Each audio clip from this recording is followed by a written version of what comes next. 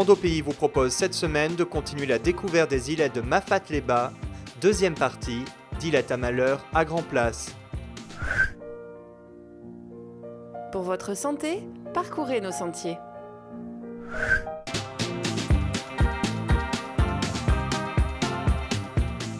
En plein cœur de la partie basse de Mafate, Îlette à Malheur est un îlet jumeau d'Horaire, duquel il n'est séparé que par le bras bémal. Autrefois partie intégrante d'Horaire, Îlette à Malheur tient son nom du massacre qui a eu lieu sur son plateau en 1829 d'une quarantaine d'esclaves par un détachement de chasseurs de marrons.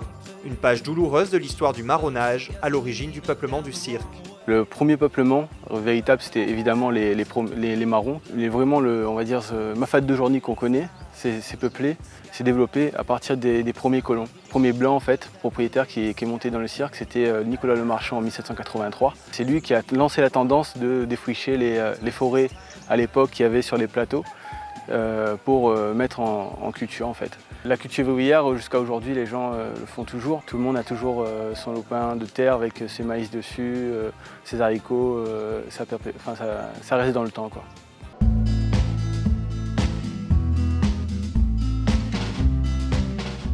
À la sortie de l'îlette, la traversée d'une ravine couverte de fil à eau conduit directement à l'intersection avec le sentier scout, la plaque, qui porte ce nom car c'est ici qu'aurait été installée la première signalétique du cirque.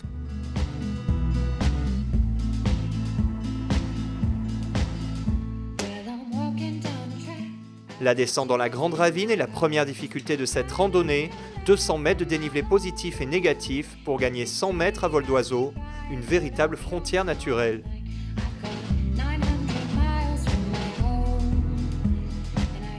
La grande ravine, elle porte bien son nom parce que justement c'est une délimitation naturelle quand même assez importante entre Îlette à Malheur et Îlette à Bourse. Et justement auparavant, Îlette à Bourse appartenait au domaine d'Horaire. Le marchand à l'époque a cédé cette partie-là à un autre propriétaire parce que c'était un peu trop loin et il y avait un peu trop de difficultés pour les récoltes en fait.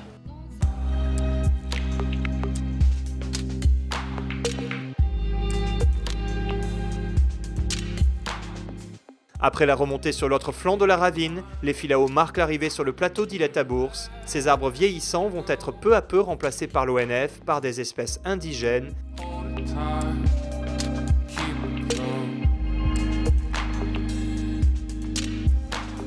Plus près encore de l'îlette, une autre parcelle devrait servir prochainement à une association locale pour l'utilisation de ces espèces en tisanerie.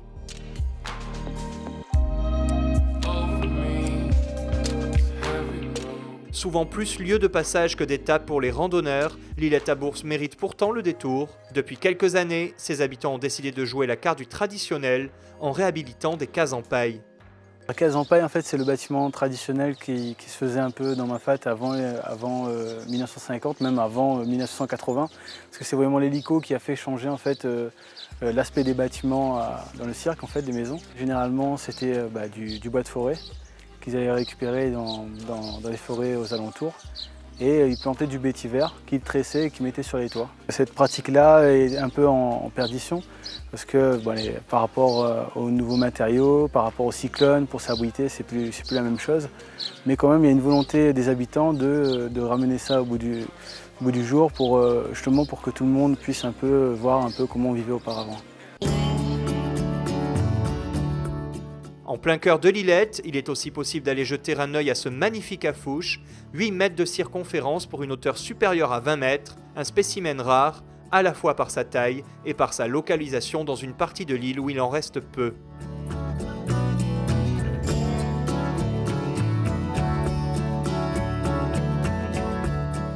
Quitter Îlette à Bourse, c'est encore traverser une ravine.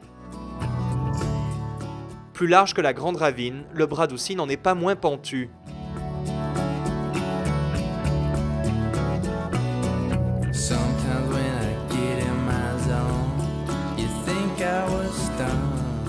À l'arrivée à Bord-Picard, la vue dégagée permet une belle lecture de paysage. C'est là qu'on voit le mieux en fait le plateau d'Îlette à Bourse, son étendue, tu vois.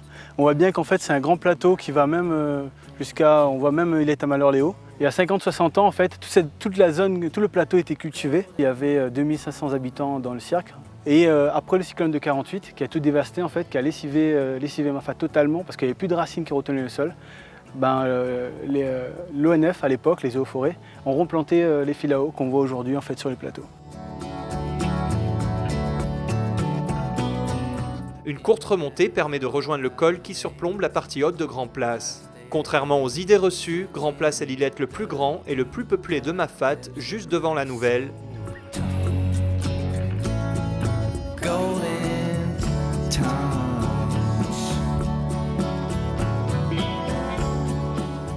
Le long des sentiers qui traversent l'Illette ont été plantés de nombreux arbres fruitiers.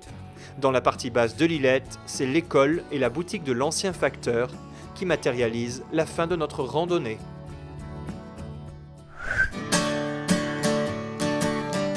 Ce sentier-là qu'on a fait aujourd'hui, c'est un peu mon quotidien, quoi. C'est-à-dire au moins une fois tous les semaines, j'y suis dessus. Et pour justement, l'une des facettes de mon métier, j'accompagne les gens dans leurs projets soit d'habitation, soit dans leurs projets touristiques. Dès lors où on rentre dans les îlettes, si on est un peu curieux, en parlant un peu avec les gîteurs ou en parlant un peu avec les habitants, on peut se rendre compte que Mafate, c'est pas seulement des paysages magnifiques, c'est pas seulement la nature, mais bien le côté humain, peuplement en fait, qui ressort, quoi. Ce que j'aime un peu moins en fait, sur cette randonnée, c'est évidemment les deux grandes ravines, en fait, la grande ravine elle-même et la ravine Bradouci, qui demandent quand même un peu d'effort physique, rien d'insurmontable. Mais quand même prévoir de l'eau, prévoir ce qu'il faut pour la randonnée.